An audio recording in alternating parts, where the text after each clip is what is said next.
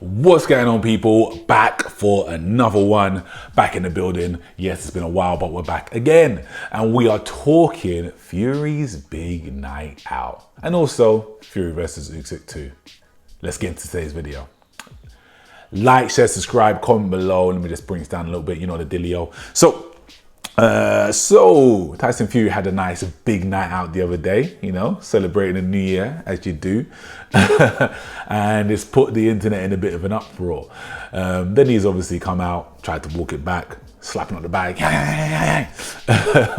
and then saying that, you know, he's ready for the rematch, which was good to see. Now, there's been so much different discourse over this video. The first part of it, you know, we saw what I think is a perfectly reasonable reaction of, oh my gosh, is he going to be ready for the rematch? Is he spiraling again? You know, this is not a great look. And then we had the other side of things, a bit of Fury Defense League.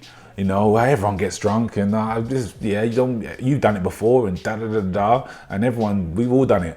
The difference is we're not all former world champion heavyweight boxers who have just lost to the best cruiserweight ever and maybe one of the best heavyweights ever, and we don't have a rematch with him scheduled in December.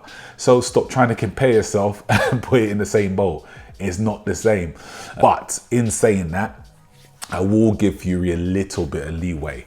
No, he has suffered quite a devastating loss, so I would expect this from him because I don't expect much from him. So I would expect this from him, but it isn't a good look. And if you want to try and pretend that it's just fine and it's nothing, then either you're an idiot or that's up to you, whatever. I've seen a lot of people, again, the Fury Defense League, and we're kind of going to put IFL and Kugan into this category as well.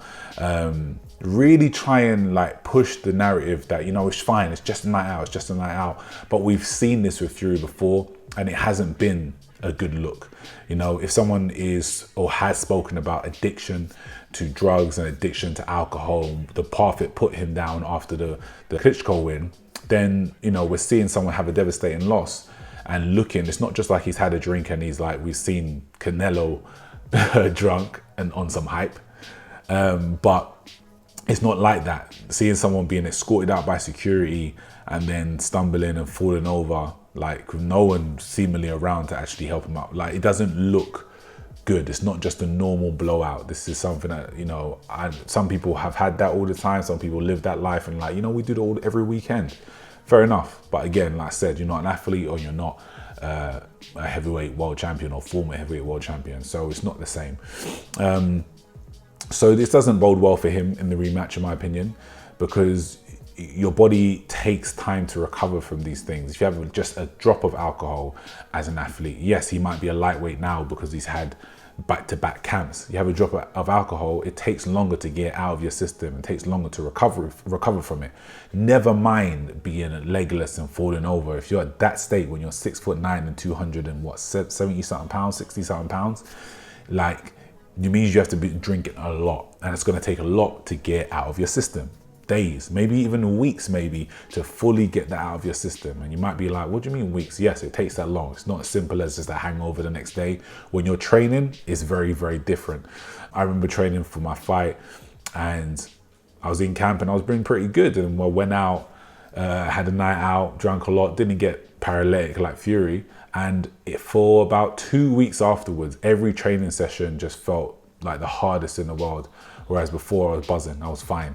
You know, when you get over 30, it all changes, and Fury has not lived the best life up until now. So it doesn't bode well in the rematch in my eyes. If he can turn it around and get himself together and stay focused now, then yes, it does bode well. But it's just Tyson Fury, so I don't feel like that's going to happen either.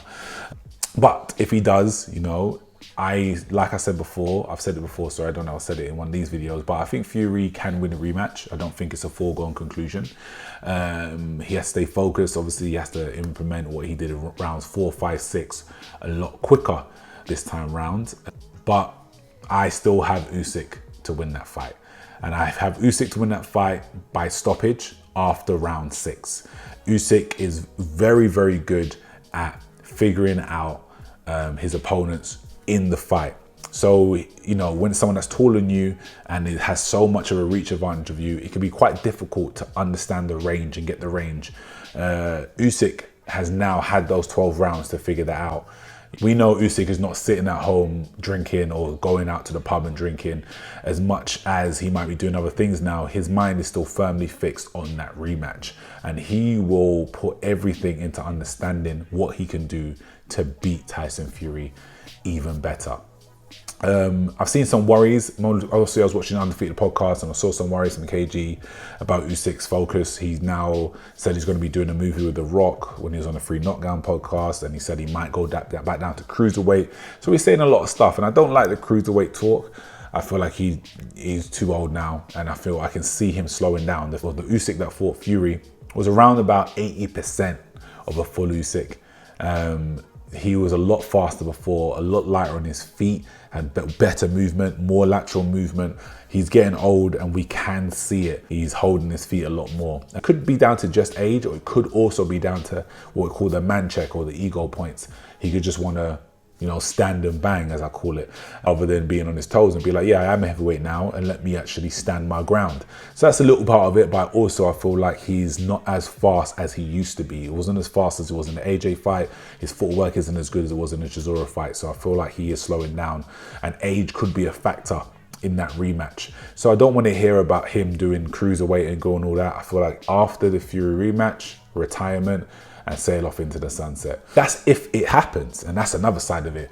We've seen, like, I don't know if you have seen it, but Johnny Nelson has had something to say, and based on the recent Fury footage, he doesn't think that Usyk Fury 2 happens. Now, obviously, Fury did the video next day, hitting the bag and saying that, I'm ready and da-da-da-da, and I'm going to be this and I'm going to be that. And it's good to see that it seems like he's kind of accepted the loss now, rather than blaming it on a bloody war in Ukraine or thinking he's been robbed, because he doesn't need that. When he's in that camp, he needs to know, no, you weren't good enough and you need to get better in order to win that rematch. If he thinks, I just kind of lost because the judges cheated me and I just need to do the same thing, he'll lose again, this time worse.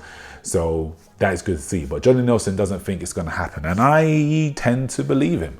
I hope it happens, so I'm not going to go fully onto that. But I wouldn't blame him for thinking that. And I don't know how we have all of the Fury Defense League jumping to Fury Defense. And how could you say that it's not going to happen? What are you talking about? Like Johnny Nelson's talking nonsense. Like we haven't seen Fury pull out multiple times for less, or go silent and then completely pull out. If we're seeing footage of him falling out of the gutter or falling into the gutter and stuff, this is par for the course. This makes sense that would naturally follow. So let's not do that nonsense. Let's not start to do the Tyson Fury defenses. Or even saw Coogan already trying to give excuses like, well, what if there's an injury? You can't really blame that on Fury. Why are you talking about injuries when the fight's in December? So let's not do the ready-made excuses. I will always be here to try and call out the nonsense, even if this flipping boxing media tries to, bamboozle us. So yeah, Fury Defense League, you're not going to win this one. But let's hope the fight does happen. I hope Fury does get focused. And I said this a few times. The first fight, much as I think Fury is a fraud, I was happy to see that was the best Tyson Fury that we've had in years. So there can be no excuses. No, he didn't prepare properly, which is not an excuse in my mind. I don't care. If you're a champion, that's part of what makes you a good champion. So there's no, he didn't prepare properly. Oh, he was too drunk, or this or whatever. I want to see the best Tyson Fury in Usyk Fury 2. So no one can try and chat. No nonsense when he loses, or if he loses, sorry. I'm not going to say it's a foregone conclusion. No one can chat anything. In the same way, I want to see the best Usyk in Fury Usyk 2. There were some worries about Usyk being distracted because, he's going to go back down to cruiserweight and he's doing movies with The Rock and whatever. But there's no real worry for me. Like, we cannot forget that Usyk was on the front lines, and he was, whether he was shooting guns and whatever, but he was there in Ukraine helping his brothers and helping his family and his friends in a war before he fought Joshua in that second fight. I'm not worried about a film with The Rock distracting him. Yeah, let's not do that. Let's not forget who he is, and let's not forget to give him his real props. Usyk will get it done. Let me know what you think will happen in the Usyk Fury rematch. Like, share, subscribe, and comment your thoughts below. Peace.